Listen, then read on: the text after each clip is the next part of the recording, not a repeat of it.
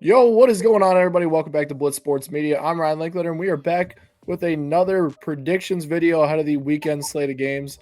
Obviously, the season's coming to a close, Brady, here shortly, and playoff seeding is more important than ever. We have some decent matchups. Let's just say that, not as electric as we've had the past few weeks, but we got some good matchups here that could impact that player race. Let's start off in Tennessee. This is a game that no one's necessarily looking forward to. Trevor Lawrence is out for the season now. We're going to get Mac Jones in this one. What are you thinking between the Jaguars and the Titans? Yeah, I lean Tennessee.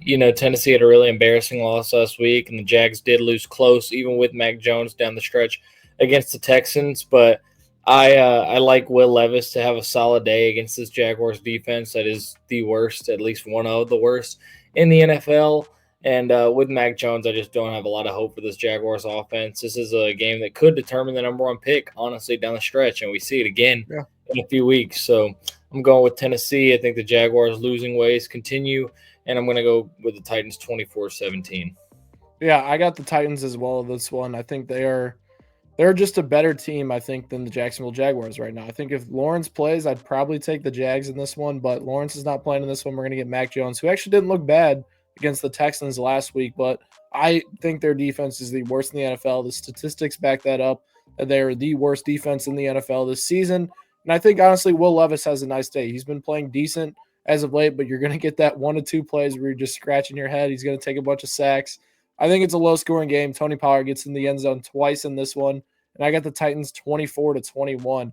Let's head to Tampa Bay. Raiders versus the Bucs. Raiders have been playing better as of late since they made that switch on offensive coordinator.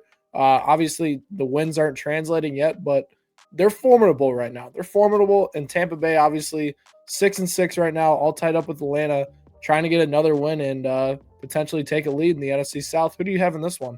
Well, the story with the Raiders is all Brock Bowers right now, and honestly, we talked about this a little bit. I know people talk about Bo Nix and Jaden Daniels. Brock Bowers, to me, it makes no sense that he's not running away with the Rookie of the Year award right now just because the Raiders are bad. He's on pace to That quarterback bias, dude. I know it. He's on pace not just for a rookie record for receptions for a tight end. He's on pace to have the most receptions by a tight end in a single season in history. And I mean, he's pretty comparable to Puka Nakua's stats last year. I tend to think that C.J. Stroud was definitely more impressive than both Jaden Daniels and Bo Nix have been this season. If you remember, 1 point last year, C.J. Stroud had 4 straight 300-plus yard passing games. Jaden Daniels has one of those this year. I think He Bo wasn't Nix throwing interceptions either. one as well. Yeah, he only had 5 picks in 15 games. And we'll see. I mean, we've seen it go both ways. We saw Justin Herbert win it over Jay Jettas. Although, granted, Justin Herbert did have one of the best rookie years ever, but so did Justin Jefferson. We saw last year with CJ over Puka Nacua, but then we've also seen Jamar Chase in 2021.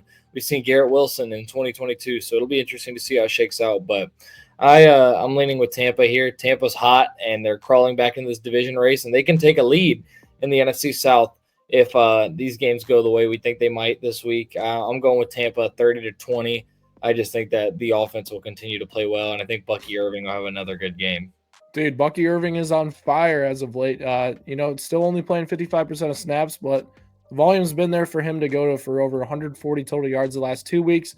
This Raiders defense has not been great this season by any means. They're one of the highest scoring points per game allowed at each of the positions in fantasy football. So if you have Buccaneers players, a.k.a. Baker Mayfield, Bucky Irving, Rashad White, Mike Evans, Cade Otton, fire all these guys in your starting lineup. It's going to be great plays this week in fantasy football. As far as the game goes itself, I think the Buccaneers win this game, but I don't think it's necessarily going to be a blowout. I think it's going to be a little closer than people think. And the Raiders, might get theirs with Jacoby Myers and Brock Bowers in the passing game. We'll see if Antoine Winfield is matched up with Bowers in this one. That'll be an interesting matchup. But all in all, I think, the Bucs are rolling right now a little bit and take care of business against the Raiders in this one. Let's talk about a big game for the playoff race here. Falcons at the Vikings. Vikings are just trying to stay within a game of the Detroit Lions right now in the division. And then the Falcons side of things, Brady, they're lost right now. What are your takes in this game? Kirk Cousins has played really poorly lately. Obviously, he had 4 interceptions last week, puts him at 13 on the year. He's never thrown more than 14 interceptions in a season. Like, We were talking about Kirk Cousins being the comeback player of the year just a couple of weeks ago, and now he's just completely fallen off the wagon. He heads back to Minnesota to face his former team, and I mean, we'll see. We'll see how it goes.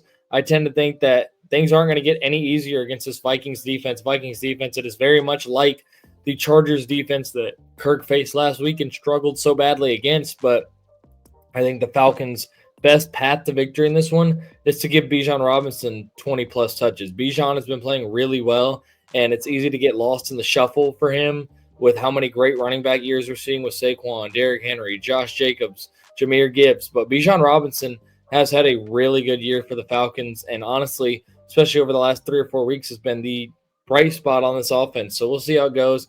But I'm going with a Minnesota win, 27-19. I think the Falcons actually will get in the red zone a decent amount, like last week, but not be able to finish drives. I'll have to settle for some Younghoe Koo field goals, who has had his own struggles, and they fall 27-19 here. Yeah, I'm going with the Vikings in this one. And you know what my X factor would be if the Falcons want to get back in the winning side of things? It's getting Darnell Mooney back involved in this offense and Kyle Pitts back involved in this offense. I think Drake London has been fine as of late, and they're utilizing him fine.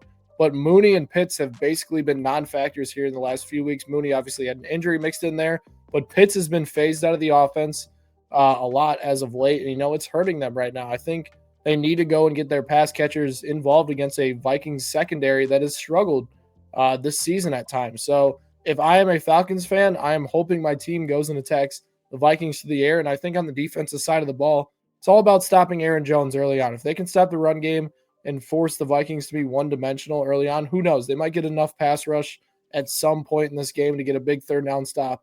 But Kirk is going to have to play a lot better. That's the headline in this one. Kirk has to play better. They need to get the receivers involved as they were early on in the season, and then the defense has to stay ahead of schedule.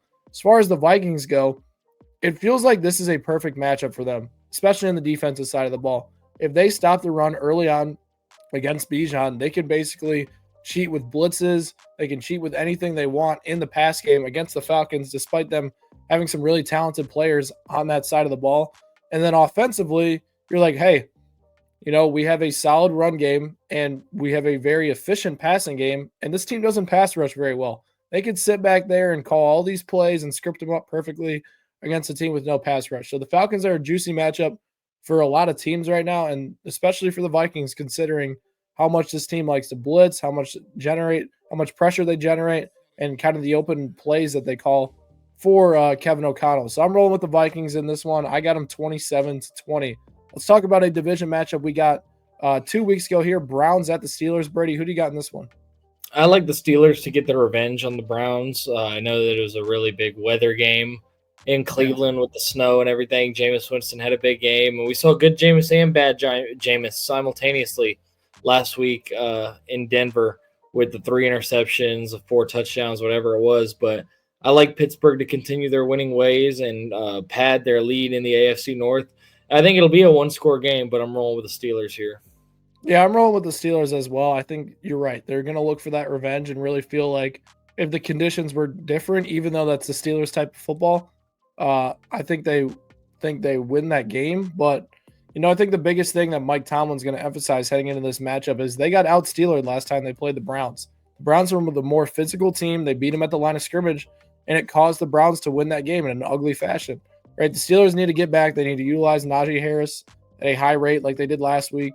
And, you know, if they do that, I think they win this game. And, you know, defense being opportunistic, creating turnovers off of Jameis Winston, and the pass rush is the big thing, too, against a beat-up Browns offensive line. That's going to be huge. Those guys will have their footing back, which will definitely help get to Jameis as well. So if they stop the run early, be able to generate pressure, I think they'll be okay in this one. And the Steelers get their revenge 24-21. Let's talk about the Panthers and Eagles. Brady, the Panthers are playing really good football right now. Obviously, the Eagles are one of the best teams in the NFL right now. Do you think the Panthers have a chance in this one?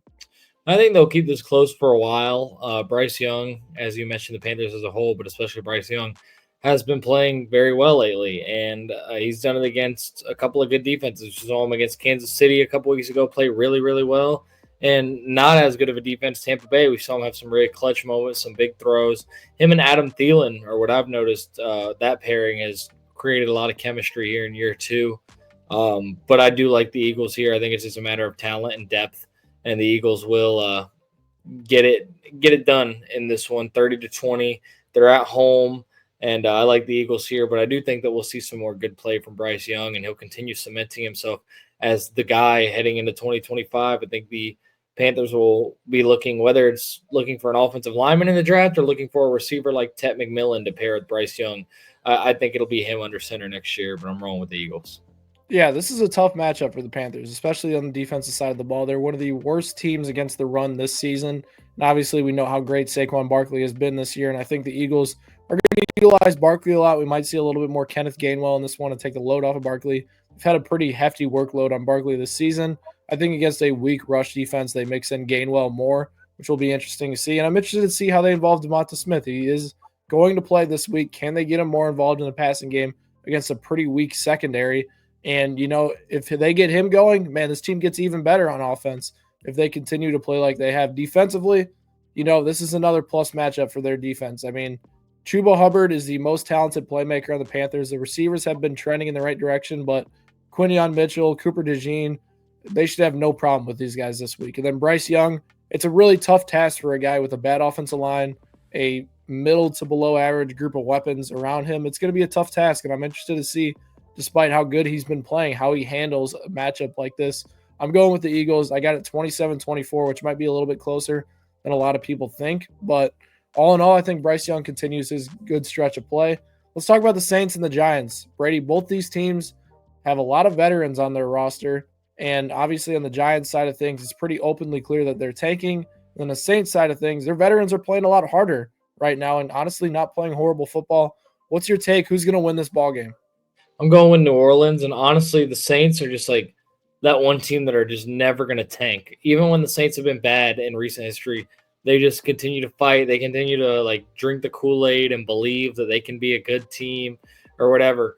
And I actually just saw a TikTok last night that was like, history will remember the week 1-2 Saints so fondly, like how great Trust me, Saints fans will remember that one too when they were all saying they should have been a top 10 team in our Derek power Carr rankings. top Derek 10. Carr is the future still. No, I mean, the Saints should honestly, it's in their best interest to lose games. And I know they were trying to win last week and lost a tight one to the Rams, blew it on fourth down, deep in Rams territory. But I do think they'll get the win this week against a really bad Giants team that more openly is tanking. I mean, they had Drew Lock out there last week, got sacked 5 or 6 times, got harassed all day by the D-line of Dallas. And I think that the offense will struggle just as much this week for the Giants, and the Saints get the win by a couple of scores, actually. I'm going 27-14 Saints. I don't think the Giants offense is going to muster up much here. Yeah, the Saints defense has been playing better. They played pretty well against the Rams passing offense last week. It's the run defense that stinks right now for New Orleans, so I expect Tyrone Tracy to be in for a nice day on the ground. Outside of that, though, we'll see if they get Malik Neighbors more involved. He's honestly not played as well over the last 6 to 7 weeks for the Giants when teams have been adjusting the coverages against him. Now, the matchup on the other side of the ball, I'm interested to see kind of what these Saints roll out there. No Taysom Hill for the first time in a long time. We'll see Alvin Kamara more in those goal line packages. And could we see, potentially Jawan Johnson get more involved in that passing game like he was last week? We'll see what happens. I don't necessarily have this one at the top of my list of games that I'm watching this week, but we'll tune into an Alvin Kamara and Tyrone Tracy battle where they should have very good days on the ground. I got the Saints winning 21-20 in a pretty ugly matchup here. Let's talk about a great matchup. Seahawks and the Cardinals, both teams fighting for that NFC West crown. And, this will be a big matchup for both teams. If the Seahawks win, they separate themselves even more. If the Cardinals win, this thing gets even messier, Brady. What is your kind of early takes from this game? Well, I got to apologize on your end to Dolphins fans. We did just skip over their game. Oh, shoot. We'll go back to them after we'll circle back, though. But I like Miami here, or not Miami, Arizona here. Sorry, now I'm getting all caught up. I like Arizona here. I've been riding the wave all season long. I still feel like they might be the most talented bunch in this division right now, considering the injuries on and off that the Rams have had and their struggles on the offensive line. No team is perfect in the NFC West. We've seen all of these teams look terrible at times. We've seen all of these teams look really good at times. And I think we've probably bought in a little bit to all 4 of these teams at certain points this season. I do think Mike McDonald has this team playing at the highest level that they could be, considering the group that they have, especially on defense. They've been a lot better since acquiring Ernest Jones. They won this matchup a couple of weeks ago at home, but I like Arizona to get the revenge here on their home field. I'm going 24-21, and I want to see Drew Petzing. I want to see him have a better attack with Marvin Harrison Jr. against the Seahawks the second time around versus this defense. But I'm going with the Arizona Cardinals. Still sticking with them as my NFC West champs, and I'm going down with the ship, like I said. And, I am picking the Seahawks in this one. I'm an anti-Drew Petzing guy. I think I've made that pretty clear at this point. And I think Mike McDonald has this group playing a lot better, like you mentioned. They're not allowing points right now, which is the biggest thing for them.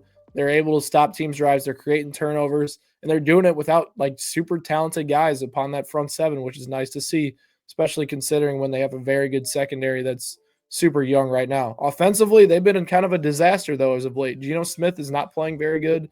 Kenneth Walker hasn't gotten going in the last few weeks because of the offensive line. And, their weapons have been scattered in and out, but they obviously have one of the best receiving rooms in football. On the Cardinals side of things, dude, the defense is playing great too. Like the defense since around week 6 or week 7, honestly, one of the top 10 units in the NFL in terms of points allowed. That defense has allowed them to get to this position. It hasn't been the offense explosions every single week that we're saying the Cardinals are a legit contender in the NFC West. The offense has had games where they look good, but there's not been a 7-week stretch where we're like, the Cardinals offense is one of the top offenses in the NFL. We haven't gotten there. The playoffs are coming, Brady. I don't think this Cardinals offense is ready to make a run. They aren't getting Marvin Harrison Jr. involved enough. The running game is not as good as it was to start the season. Looks like James Conner is not as fresh as he was to start the season. And I'm not sure. Kyler Murray, had a good stretch there, and then he went back and not so good. I am more of the belief that it is Drew Petzing that leads to these performances for Kyler Murray. There's a difference between how efficient he's been versus man and zone teams. And the Seahawks are going to run a lot of zone this week. So I expect the Seattle Seahawks to win an ugly 17-14 game. And let's get to the matchup. I skipped for some reason the Jets and the Dolphins. Breece Hall and Sauce Gardner are doubtful in this one, Brady. What is your takeaways in this matchup? Yeah, I like the Dolphins here. I keep preaching how I think they've still got a shot at that 7th seed. Denver drops a couple of these games down the stretch, and I know that Miami lost last week in the Tundra at Lambeau Field, but I still think this is a good offense. I think with Tua back, they've gained a lot of confidence. The scheme is very dependent on Tua and his skill set, honestly, and Mike McDaniel has turned Jonnu Smith into a really good yak tight end. We saw Jalen. Real quick on that. When do you think teams adjust to Honestly, Jonnu Smith? I'm not sure. I feel like teams are more willing to let Jonnu Smith have his game than to let Tyreek Hill or Jalen Waddle have theirs. That's fair because they could break it off a little farther than Jonnu, but we've 100%. Obviously seen this season that, Jonnu just keeps going off in these games. Definitely. So it's interesting.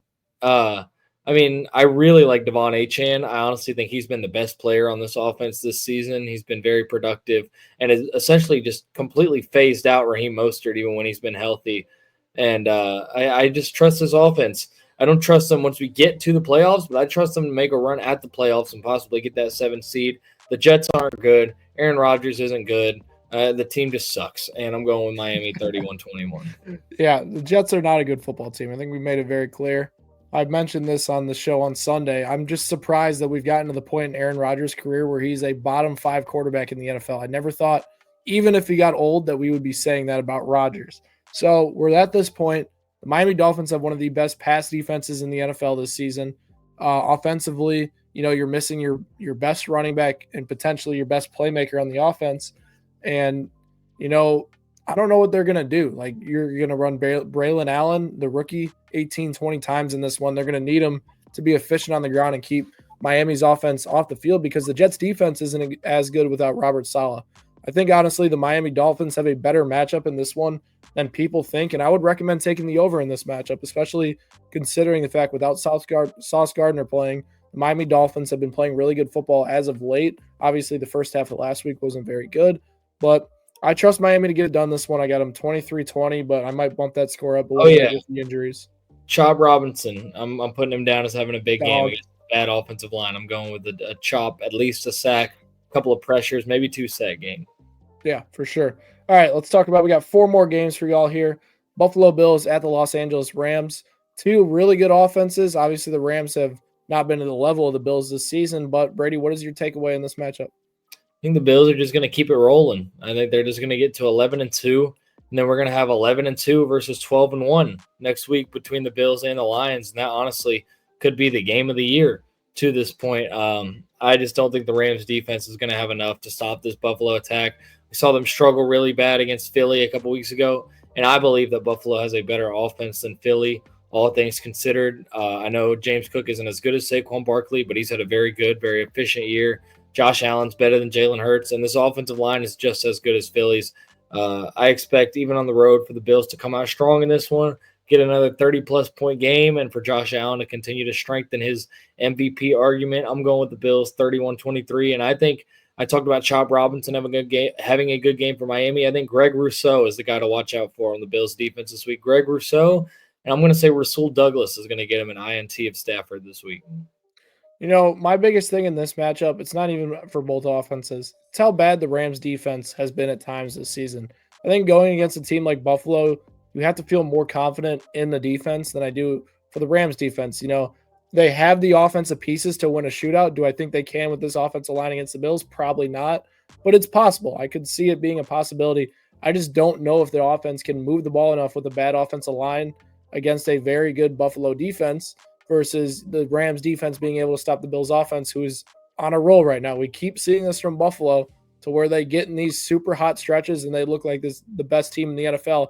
And we're at that point in the season where that is Buffalo right now. Buffalo looks like the best team in the NFL right now. I think you have an argument for Detroit and Philly, but Buffalo is rolling on the offensive side of the ball. Josh Allen is the current MVP in the NFL.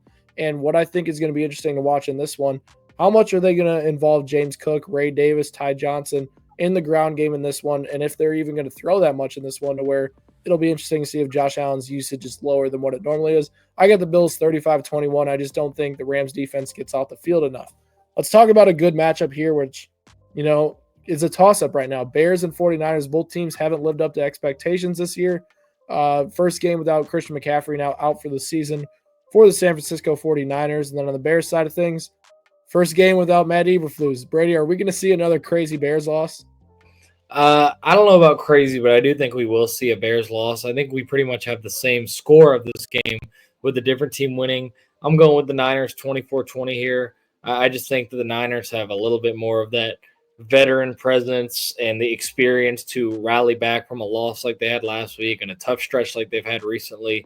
I think the Bears have lost a couple of heartbreakers in a row. I mean, 3 heartbreaking losses in a row, all against divisional rivals. Blocked field goal, overtime against the Vikings after coming back, recovering an onside kick. Last week with the clock management debacle, and now you fired your head coach. I know sometimes teams come out hot with the interim, but I just think that the Bears might actually take a step back this week as compared to where they have been. And I would not be surprised to see a Bears win, but I am going with the 49ers here 24-20. And if they have any hopes, keeping their hopes very barely alive, but I don't think they're going to end up making it. I do think they'll win this game, though. I'm interested to see the Bears defense without Matt Eberflus. I think Eberflus as a coordinator is a solid coordinator, not necessarily the guy for a lead role in the NFL. And I'm interested to see that defense regresses. We obviously have one of the top defenses in the NFL for Chicago against the pass for sure. And against the run, they're very stout as well. I'm interested to see if that unit regresses without Matt Eberflus at the helm. I'm also interested to see how this team plays without their head coach. I do think, honestly, the Bears are a team that could really realistically be 8-4 right now. They really could. They're 4-8 right now. Everything has gone the wrong way. They are a solid football team. They're not a joke. They're no team you necessarily want to mess around and play with. And on the 49ers side of things, everything has gone wrong for them this season. This is just a matchup of two teams that everything just seems like it's going the wrong way. The ball's bouncing the wrong way. The wrong injuries. Both as playoff teams too. Yeah. Yep. And it's interesting to see. I think we have a great matchup in this one. Probably a low-scoring game, but I got the Bears pulling it out 24-21. The 49ers mess continues. I'm buying into this 49ers train wreck right now after, being so high on them trying to figure things out, but I'm not buying it anymore. Let's talk about the Sunday night matchup between the Chargers and the Chiefs, Brady. Really big matchup. If the Chiefs win this one, it's basically the AFC West is locked up. So what is your takes? Can the Chargers pull out the upset and stay in the race? I got to stop getting my injury news from you because you told me that Lad McConkey was out, and I looked this up. Hey, listen to this. So NFL rumors tweeted Lad McConkey is likely to be out. And, nobody else tweeted it. So I'm like, all right, I get the notification. I'm like, yeah, Lad's going to be out. But then he also hasn't he's been in limited practice all week. He's been in sweatpants. He hasn't been in pads. So it's interesting to see. He's like a true. I think he practiced yesterday from this report that I'm seeing. He was the sweatpants. He was wearing sweatpants yesterday. Okay. He was so it limited wasn't a full today. practice. He was limited yesterday. Sorry, he was limited yesterday for the second straight day. It said he looks like he's trending towards playing, though. Either way, though, I think even if Lad McConkey plays, I'm leaning with the Chiefs here. They're in Arrowhead. The Chargers did give them a really good game the first time around in LA. Obviously, that was the game where Rashee Rice got hurt. The Chiefs started to try and get Travis Kelce a little bit more involved, and I believe that was also the first game of Kareem Hunt in Kansas City. But the Chargers' problem that game was they couldn't get enough going on offense, and I think that the same thing will ring true in this one. I like Kansas City to win a 23-21 game. I think the Chiefs offense is going to continue to struggle in the red zone and settle for field goals, but I do think they'll move the ball more than LA does, and I'm not sure that Herb and a not fully healthy Lad McConkey is going to be enough to beat this defense because honestly what we've seen is that if you want to beat this Chiefs defense and have them become vulnerable, you need to run the ball decently well. When the Chiefs are able to just completely stuff the run early on in the first half and force you into consistent passing situations, that's when they're a little bit better. But it's the teams that have rushed the ball a little bit better that have had success. I don't think the Chargers will be able to do that, and I have the Chiefs winning in this one. I like the Chiefs based off of one reason. They're more rested than they've been in a few weeks now. They had the extra time after Black Friday. Hopefully, the defense comes with a little bit different energy than they've had the last few weeks. They've looked drained. I keep mentioning that. I think they do play better against a Chargers offense where if we do get Lad, how much are we going to get Lad? J.K. Dobbins on IR right now. And what I am interested to see, the Chiefs made a switch at cornerback last week. It was Nazeez Johnson basically playing almost all the reps at cornerback 2. Joshua Williams got inserted back into that cornerback 2 role at times.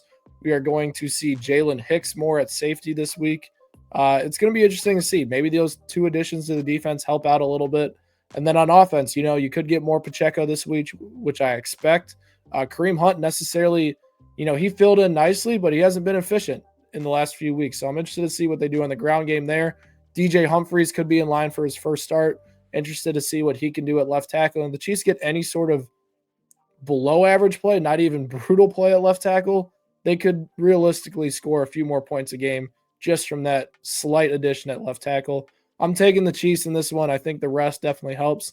I think on the Chargers side of things, you have to pay attention to the fact that the Chargers have struggled with teams above 500 this season, which is an important stat in this one. Let's get to the last matchup on Monday Night Football. Bengals and the Cowboys. This is the Simpsons cast. They got a cast for everything nowadays. They're trying to get the bag for the money. They got to find a way to get a partnership. But all in all, not necessarily a great game. We might get a lot of scoring in this one. Brady, what is your take?